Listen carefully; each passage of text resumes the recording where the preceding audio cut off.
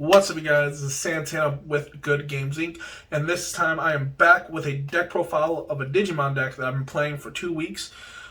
This deck is really fun to play. This is Yellow Red Security. First off, a huge shout out to Ross, aka the Wassy, over on Wassy Plays and on PTCG Radio. The guy is great for the community and really good content creator. So shout out to him. He's the one that gave me the idea for this deck. And yeah, shout out to you, Ross.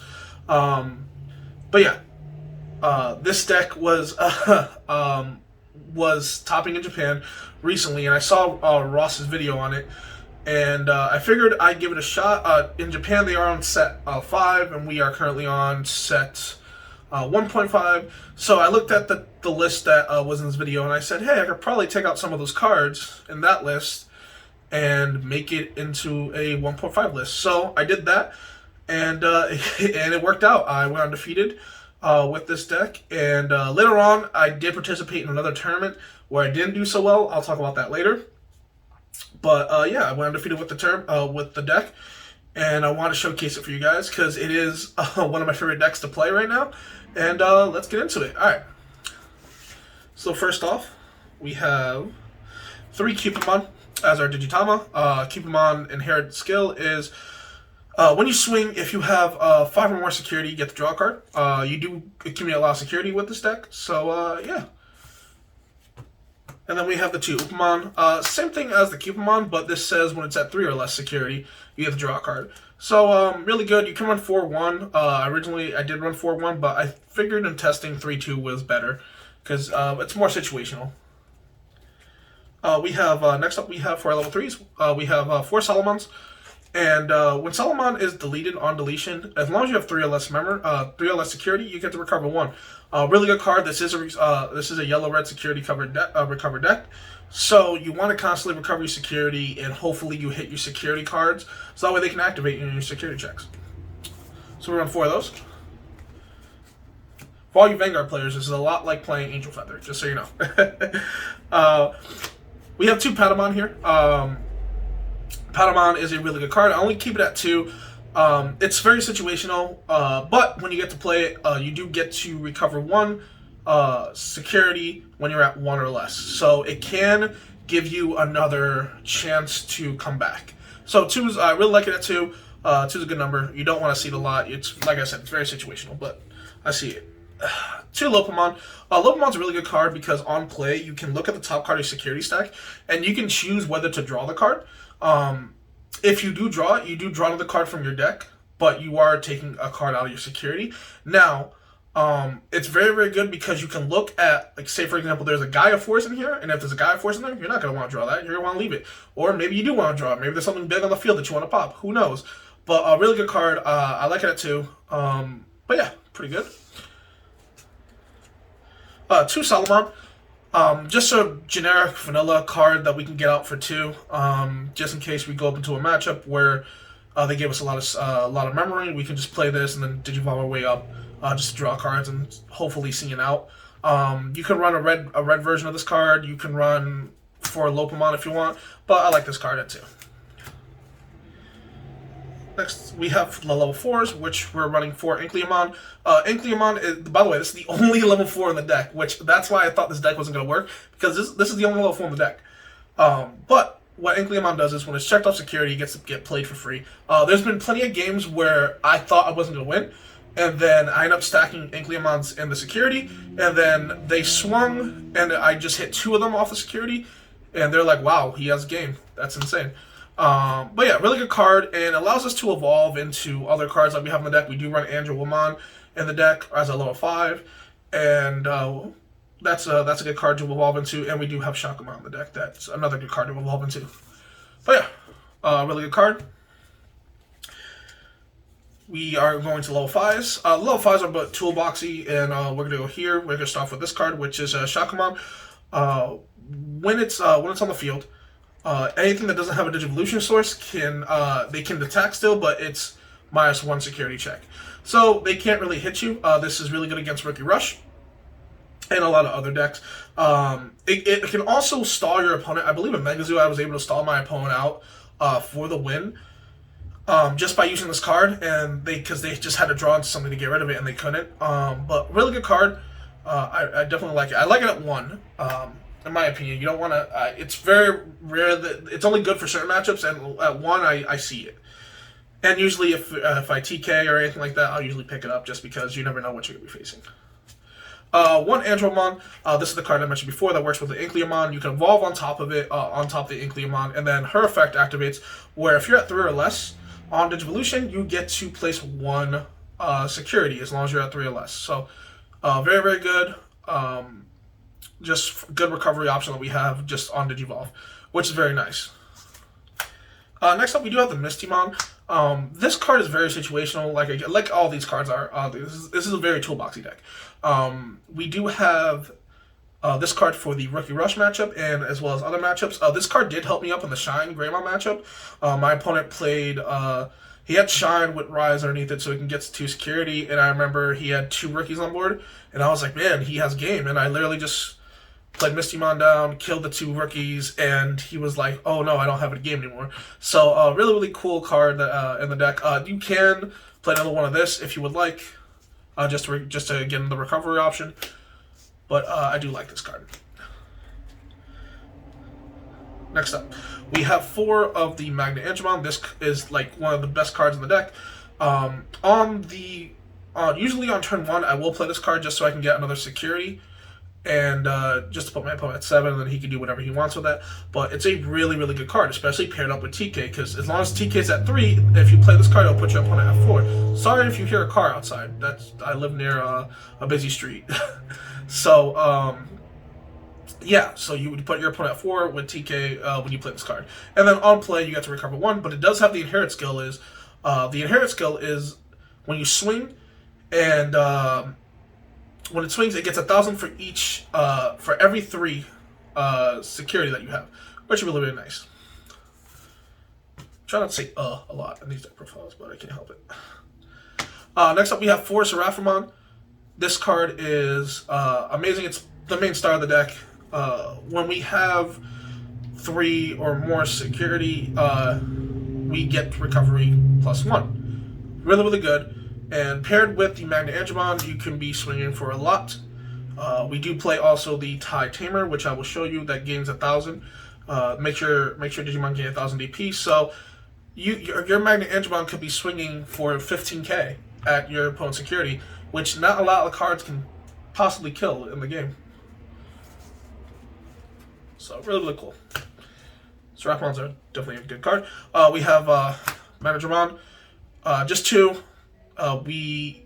People are like, oh, you play 4 of this? I'm like, because it's a recovery deck. You only really see 2. Like I said, this card is very situational. When you have 3 or less security, you do get to recover 2. So it brings you at 5 if you're at 3, which is very, very nice. That basically makes the opponent have to start all over again. And like I said, you want to keep seeing your security. Like, you want to get cards in your security area so that way they can be checked for free off the security checks. So 2 of these. Very, very nice. And it also stalls out the game. Next up, we have 2 Volcandramon.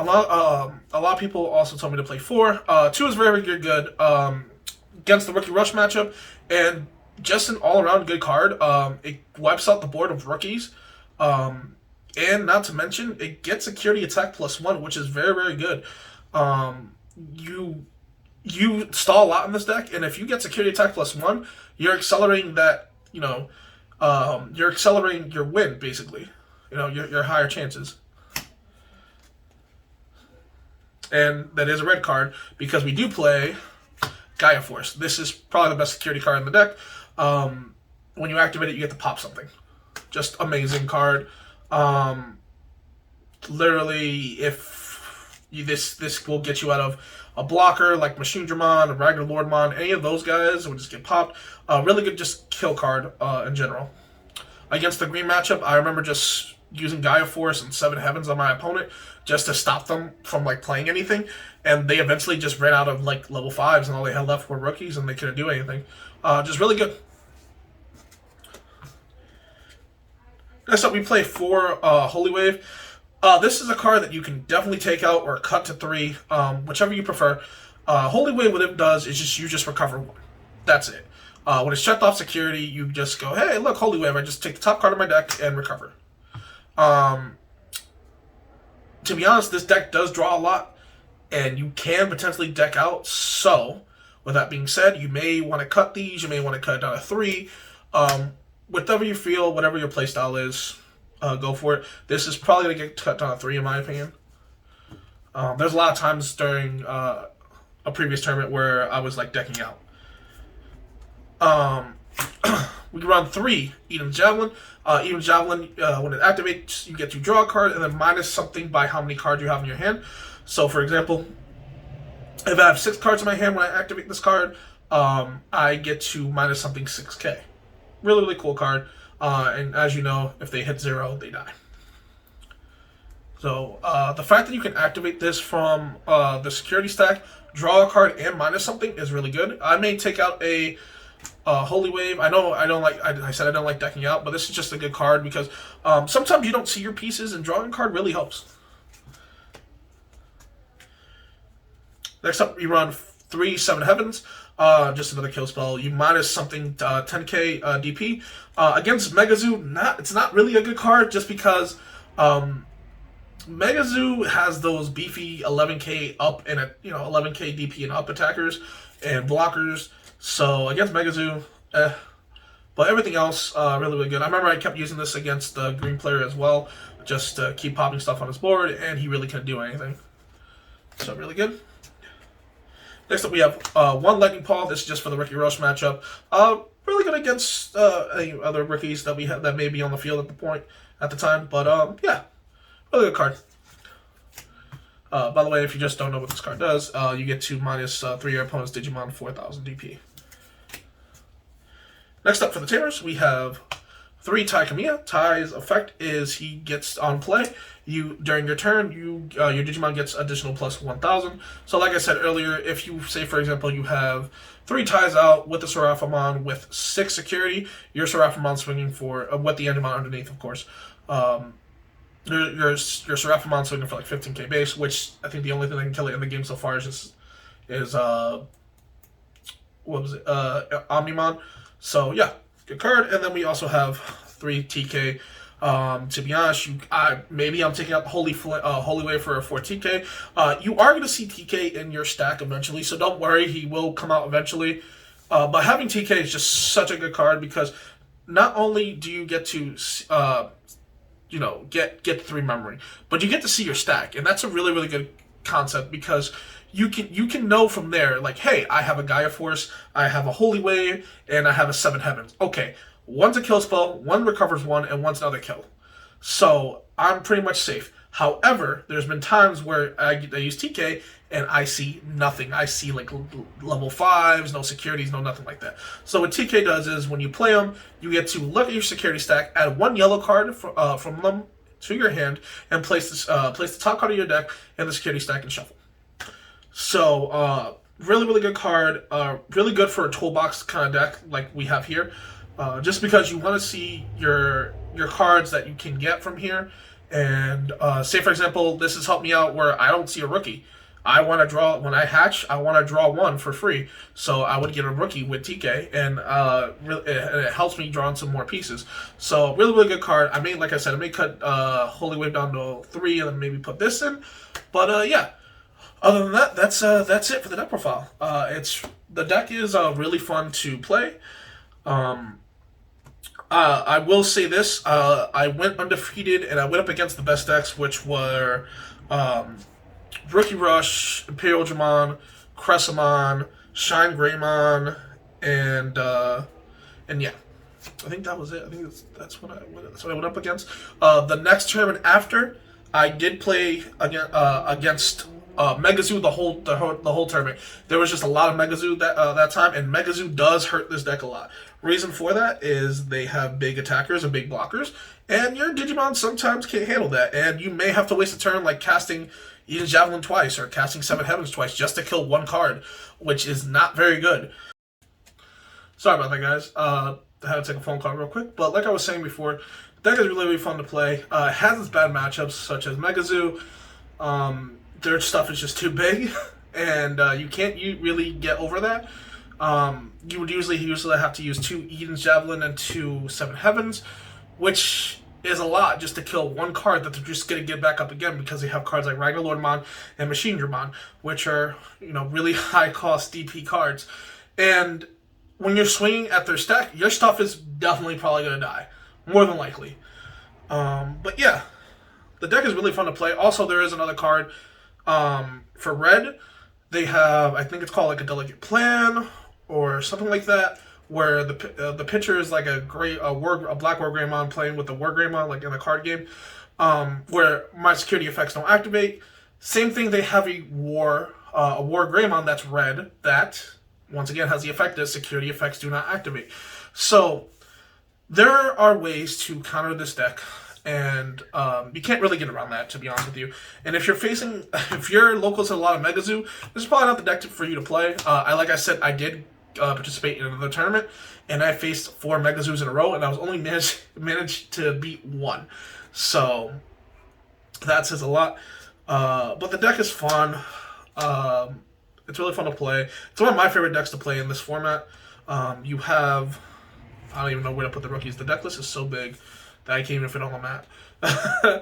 But I will link Ross's video down below in the description. Once again, shout out to Ross. Like I said, he's a great person in the community, and I've known him from Pokemon when I used to play, and just an all-around good guy for the community. And yeah, thank you, Ross, for giving me this deck idea.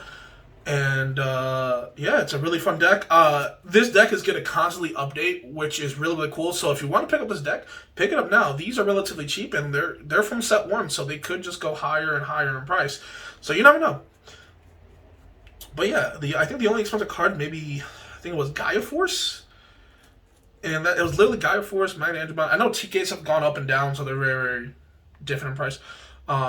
They may vary, but it's literally just the Gaia Force, the TKs, the Andromon, and the Seraphimon that are expensive, and that's pretty much it. I mean, the Patamon promos are expensive as well, but, it's up to you. You can play this deck however you want. I know some people play the Greymon instead of the yellow Ankleamon.